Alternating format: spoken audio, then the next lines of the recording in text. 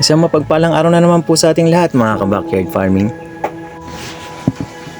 Ito po ang unang beses na pagre-record ko po ulit ng video simula po nung dumating ako nung petsa 26 ng Nobyembre. Ako po kasi ay nagtrabaho sa malayong lugar at ngayon lang po ulit ako nakabalik dito sa amin.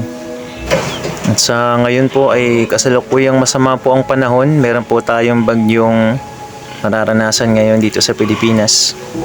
Ngunit pinapakita ko pa rin po ang mga blessings na improvement po dito sa amin backyard farm na dagdag po sa meron na po nadagdag sa aming inahin na 3 bukod po dun sa aming inahin na malaki.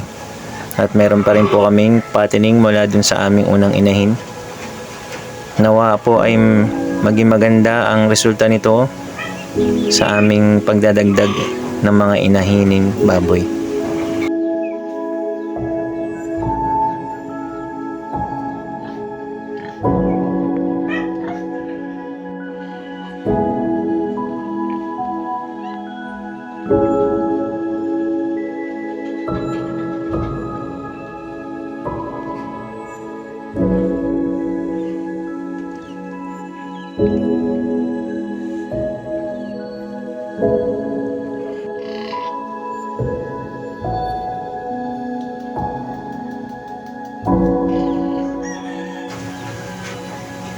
At sila po ang aming mga dumalaga na nasumpitan na.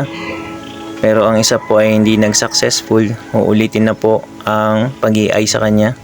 Pero po itong itim na dumalaga is hindi na siya naglandi ulit. Sana maging successful po ang kanyang unang parity.